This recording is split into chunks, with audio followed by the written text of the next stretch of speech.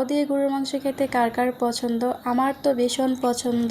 আসসালামু আলাইকুম, সবাই কেমন আছেন? আশা করি সবাই ভালো আছেন। আমার 2 দিন ধরে খুবই জ্বর, ঠান্ডা, মাথা ব্যথা, মুখে একদমই রুচি নাই, কিছুই খেতে পারি না। তাই ভাবলাম যে একটু গরুর মাংস লাউ দিয়ে রান্না করলে তো মনে হয় ভালোই হবে। আর আমি মাঝে মধ্যে লাউ দিয়ে গরুর মাংসটা রান্না করি। আর বাসায় একটা কচি লাউ ছিল, লাউটা তাই অর্ধেকটা লাউ দিয়ে আজকে রান্না করব, বাকি অর্ধেকটা মাছের মাথা দিয়ে রান্না হবে। আর অসুস্থ থাকলে কোনো কিছুই ভালো লাগে না, রান্না বাড়া, বাচ্চা কাচ্চার দায়িত্ব, কিছুই ভালো লাগে না। সুস্থতা হচ্ছে আল্লাহর একটা বড় নিয়ামত। অসুস্থ থাকলে পৃথিবীটা অনেক কষ্টের মনে হয়, আর সুস্থ থাকলে হাজারো কষ্ট থাকলেও মনে হয় না যে শরীরে কোনো কষ্ট আছে।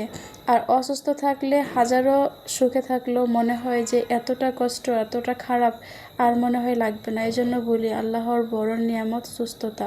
আর আমি বেশিরভাগই সুস্থ থাকি, অসুস্থ খুব কমই হয়। বুঝি নাই 2 দিন ধরে খুবই ঠান্ডা জ্বর। আমার বয়সের মধ্যে আপনারা বুঝতে পারবেন আমি অসুস্থ।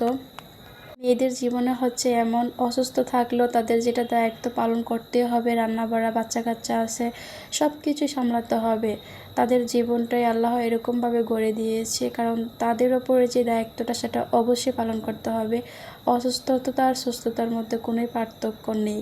আজকে হয়তো আমি অসুস্থ, কিন্তু আমার কাছে কিছুই করতে ইচ্ছে করতেছে না, কিন্তু আমার বাচ্চা কাচ্চা আছে, আমার পরিবার আছে, তাদের জন্য হয়তো আমি রান্নাবান্না না করলে তারা খাবে না, তারা একদম না খেয়ে থাকতে হবে। এত কষ্ট করে রান্নাবাড়া করতেছি, কিছুই ভালো লাগতেছে না। আর একটু বেশি করে তরকারি রান্না করে ফেলতেছি, যেহেতু 2-3 দিন চলে যায়। অসুস্থ আমি বেশি বেশি রান্না করতেছি। আর আমিও সবসময় একটু বেশি বেশি তরকারি রান্না করে ফেলি, 2-3 দিন চলে গেলে আমার এতটা বারবার রান্না করে আসতে হয় না। আর এই তো একটু মাছের মাথা দিয়ে ভর্তা করতেছি। আমার ভর্তাটা আবার আমার পরিবারের মানুষ পছন্দ করে।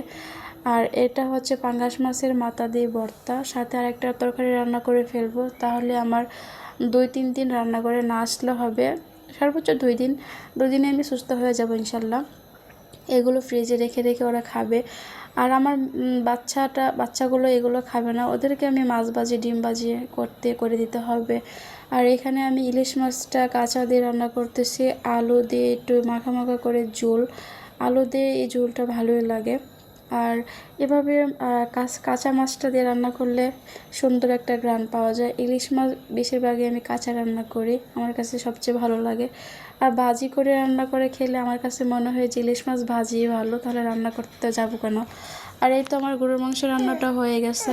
লাউটা একদম কচি ছিল, আর একটু জাল করলে মনে হচ্ছে লাউগুলো গলে যাবে। যাই হোক, সবাই ভালো থাকবেন, আল্লাহ হাফেজ, আমার জন্য দোয়া করবেন।